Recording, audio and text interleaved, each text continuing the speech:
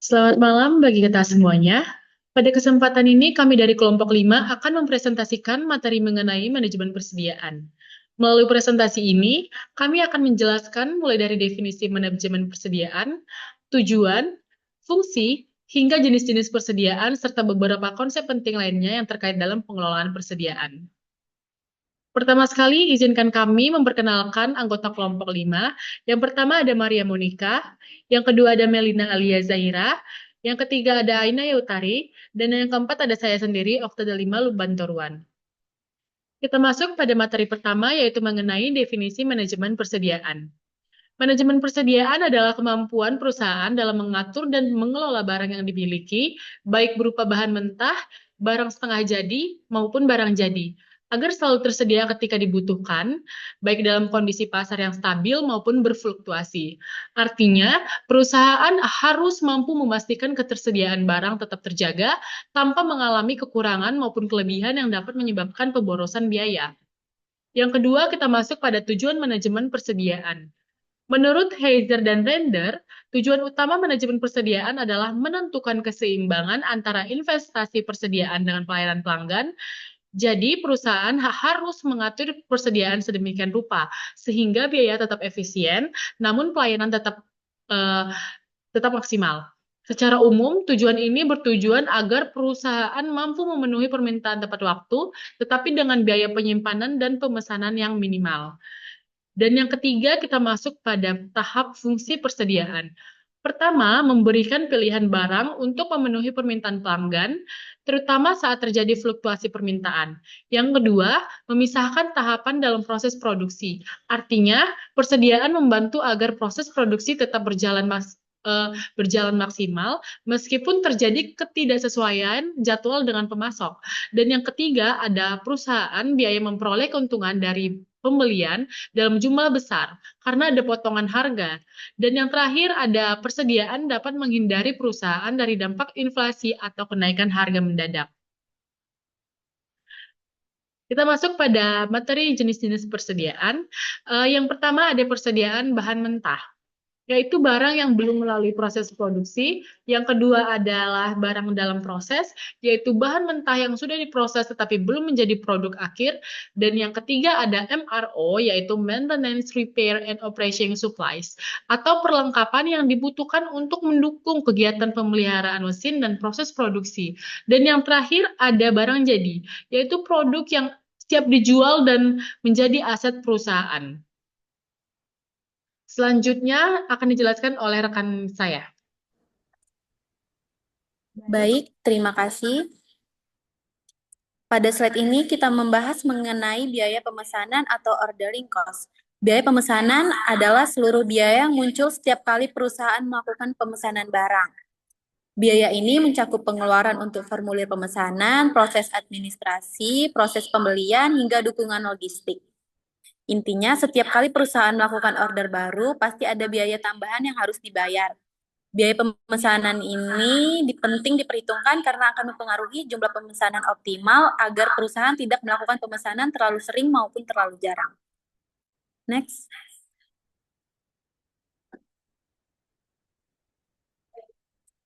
Selanjutnya, pada slide ini dijelaskan bahwa biaya persediaan terbagi menjadi beberapa komponen utama.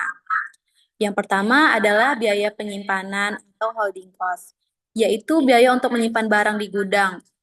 Kedua adalah biaya pemesanan atau ordering cost, yaitu yang timbul saat perusahaan melakukan pemesanan. Dan yang ketiga adalah biaya pemasangan atau stock cost, yaitu biaya yang dikeluarkan untuk menyiapkan proses produksi atau menyiapkan peralatan sebelum menjalankan proses tertentu. Next. Pada slide ini kita fokus pada biaya penyimpanan atau holding cost. Biaya penyimpanan merupakan biaya yang timbul ketika perusahaan menyiapkan barang dalam jangka waktu tertentu. Biaya ini termasuk biaya fisik seperti ruang gudang, biaya keamanan, biaya asuransi, dan juga bisa mencakup biaya tenaga kerja tambahan. Selain itu, biaya penyimpanan juga mempertimbangkan risiko kerusakan atau barang usang, seperti biaya bunga yang muncul karena modal perusahaan tertahan dalam bentuk persediaan. Oleh karena itu, perusahaan harus mampu mengontrol jumlah persediaan agar holding cost tetap efisien. Baik, slide selanjutnya akan dijelaskan oleh rekan saya. Biaya pemesanan. Biaya pemesanan atau ordering cost.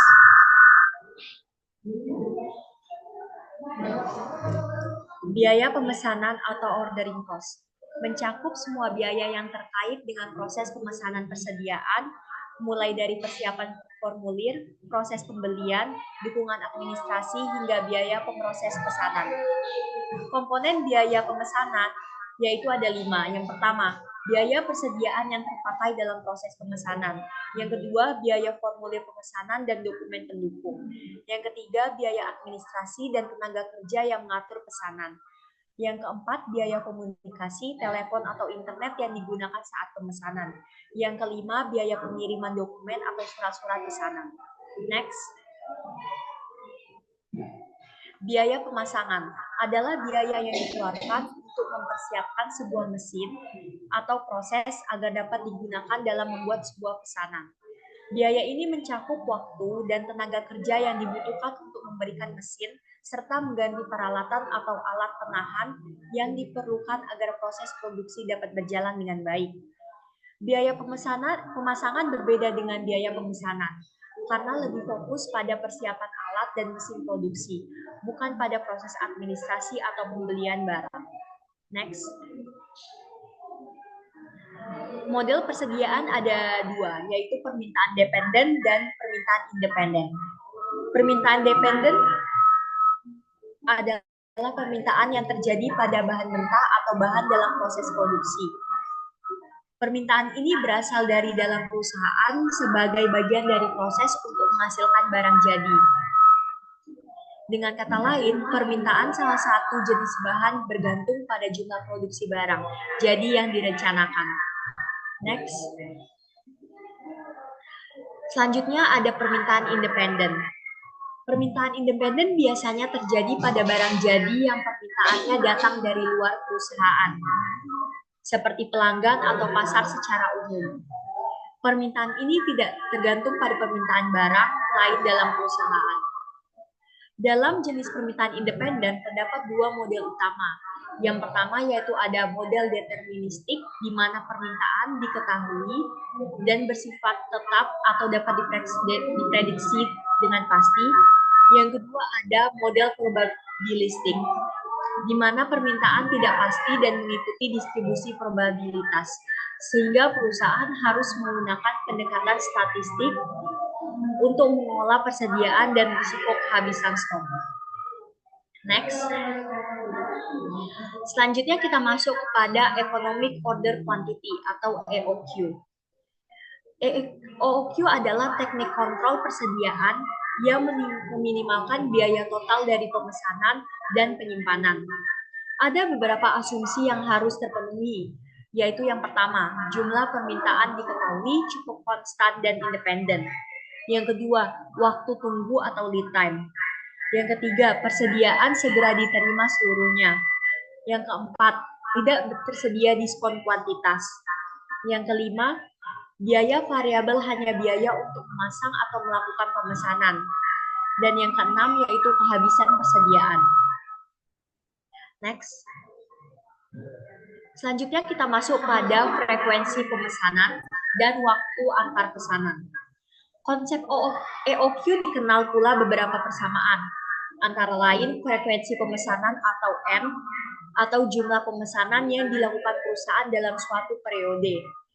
Nilai dari frekuensi pemesanan atau N dapat diperoleh dengan persamaan berikut. Berikut rumusnya, yaitu N sama dengan permintaan dibagi kuantitas pemesanan atau Q. Next. Materi selanjutnya akan dijelaskan oleh rekan saya. Baik, selanjutnya frekuensi pemesanan N dan waktu antara pesanan T. Konsep EOQ dikenal pula beberapa persamaan, antara lain frekuensi pemesanan atau N, atau jumlah pemesanan yang dilakukan perusahaan dalam suatu periode. Nilai dari frekuensi pemesanan dapat diperoleh dengan persamaan berikut. Rumusnya yaitu N sama dengan permintaan dibagi kuantitas pesanan atau Q. Waktu antara pesanan atau T adalah jarak waktu antara suatu pesanan dengan pesanan berikutnya. Yaitu rumusnya T sama dengan jumlah hari kerja per tahun dibagi N. Next. Baik, selanjutnya akan dijelaskan oleh rekan saya.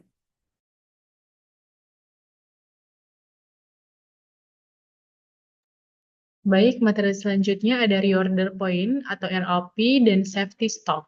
Reorder point adalah tingkat atau titik persediaan di mana tindakan harus diambil untuk mengisi kembali persediaan barang.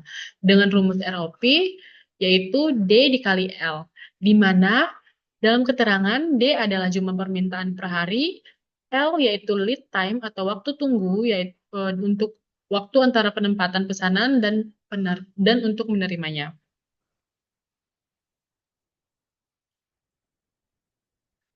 Dan yang kedua ada ROP, yaitu menggunakan asumsi bahwa permintaan selama waktu tunggu adalah konstan. Ketika kasusnya tidak seperti ini, persediaan tambahan yang sering disebut dengan persediaan pengamanan atau safety stock harus ditambahkan. Dengan rumus ROP sama dengan D kali L plus safety stock, dengan melakukan rumus kembali, yaitu permintaan per hari, dihitung dengan membagi permintaan tahunan dengan jumlah hari kerja dalam setahun. Dengan rumus D sama dengan D per jumlah hari kerja dalam setahun. Baik, sekian presentasi dari kelompok 5. Terima kasih.